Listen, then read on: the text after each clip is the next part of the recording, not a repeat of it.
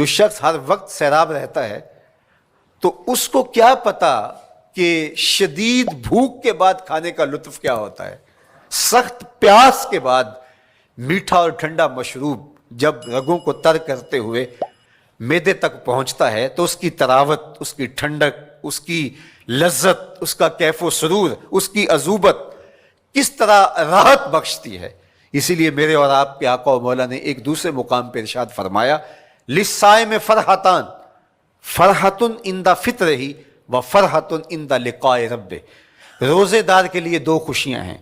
ایک خوشی اسے تب ملتی ہے جب وہ روزہ افطار کرتا ہے، وہ لمحے مسرتوں کے ہوتے ہیں، ایک روحانی احساس ہوتا ہے.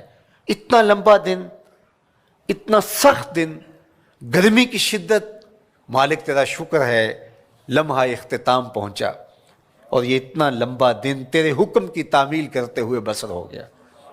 ایک تو روزہ کھولتے ہوئے وہ ایک سرشاری ہوتی ہے، وہ ایک لذت ہوتی ہے، روحانی تسکین ہوتی ہے. آج کل وہ افطار کے دسترخوان لگتے ہیں تو جس طرح ہمارے سارے معاملات جو ہیں وہ ملوث ہو گئے ہیں ریا سے، تصنع سے، اس طرح افطار بھی ایک فیشن کے طور پہ فروغ پا رہی ہے. تو اس میں امراء کو اور شخصیات کو بلایا جاتا ہے اور ایسے لوگ کثرت کے ساتھ ہوتے ہیں جن کا روزہ بھی نہیں ہوتا. تو پھر ظاہر ہے رسماً تو اتنی دیر تک وہ کچھ نہیں اٹھا سکتے جب تک اذان کی آواز نہیں آتی، افطار کے لمحے نہیں آتے. تو اس وقت جو روزہ دار ہوتا ہے جب وہ مشروب لے رہا ہوتا ہے، جب وہ کوئی لقمہ اتار رہا ہوتا ہے تو اس کی جو فرحت ہوتی ہے، اور جس نے روزہ نہیں رکھا اور وہ بھی افطار کے دسترخوان پہ بیٹھا ہے تو کیا اس کو کوئی روحانی حظ، کوئی سرور، افطار کے لمحوں کا کوئی لطف مل سکتا ہے؟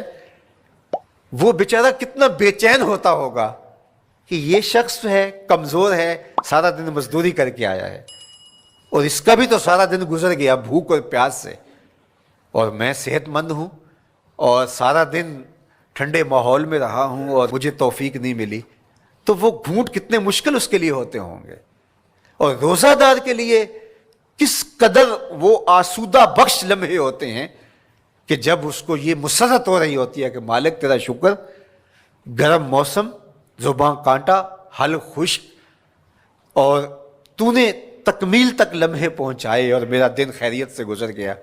تو وہ اس کے لیے ایک خوشی کا لمحہ، روحانی مسرت کی کیفیت. اور دوسری کہ جب وہ ٹھنڈا اور میٹھا مشروب سارے دن کی سوکھی ہوئی زبان اور خشک حلق اور انسان کی جو ہے وہ رگیں بھی، انتڑیاں بھی خشک ہو چکی ہوتی ہیں، تو ٹھنڈا اور میٹھا مشروب جب انسان کے معدے کی طرف بڑھ رہا ہوتا ہے، زبان بولے نہ بولے ایک ایک رواں اللہ کی حمد بول رہا ہوتا ہے اور تشکر انسان کے رگو ریشہ سے ادا ہو رہا ہوتا ہے، اور اس کی کیفیت، اس کی سرشاریاں، اس کی لذتیں وہ دیکھنے کی ہوتی ہیں. تو کہا للصائم فرحتان، روزے دار کو تو ایک فرحت اس وقت ملتی ہے عند فطرہ ہی جب وہ روزہ کھولتا ہے، روحانی فرحت بھی، جسمانی فرحت بھی.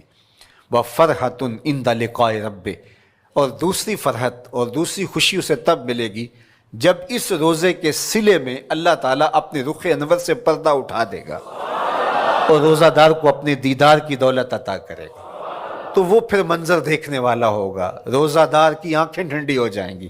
اصل افطار تو وہ ہوگی نا، اللہ اکبر، اصل تو شربت دیدار ملے گا جو روح کی پیاس بجھا دے گا، جو من کی بھوک مٹا دے گا.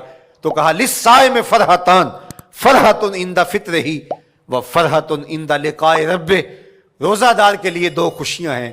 ایک خوشی وہ ہے جب اس کے جسم کی پیاس بجھتی ہے، اور ایک خوشی تب ملے گی جب روح کی بھوک مٹے گی، جب من کی پیاس بجھے گی، اور پھر وہ سرشاریوں کے عالم میں دیکھتا ہی چلا جائے گا اور وہ سیراب ہی نہیں ہو پائے گا کہ میں ان دو آنکھوں سے دیکھ رہا ہوں، کاش کہ لوں لوں دے مڈ لک لک چشمہ، ایک کھولا تے ایک کجا ہوں.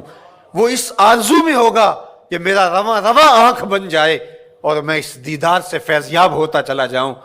تو وہ کیا لمحے ہوں گے، وہ کیا گھڑیاں ہوں گی، وہ کیا ساعتیں ہوں گی، کوئی لفظ نہیں ہے جن لفظوں میں ان حقیقتوں کو بیان کیا جا سکے، اس لیے کہ وہ منظر ہی وراء الورا ہوگا. تو روزہ دار کو فرحت ملتی ہے جب وہ روزہ کھولتا ہے. تو فرمایا وَشَهْرٌ يُزَادُ فِيهِ رِزْقُ الْمُؤْمِنِ، اس میں مومن کا رزق بڑھا دیا جاتا ہے. وَمَنْ فَطَّرَ فِيهِ صَائِمًا كَانَ مَغْفِرَةً لِذُنُوبِهِ، جس نے روزہ دار کا روزہ افطار کروایا. اللہ کے محبوب فرماتے ہیں کہ ایک تو خود روزہ رکھا، اور دوسری سعادت یہ ہے کہ ماہ صیام میں روزہ دار کا روزہ افطار کروایا. آپ شریعت بیضاء کو بنظر عمیق مطالعہ کر کے دیکھیں. ماہ صیام میں بہت زیادہ اس بات پہ زور دیا گیا ہے کہ روزہ افطار کرواؤ.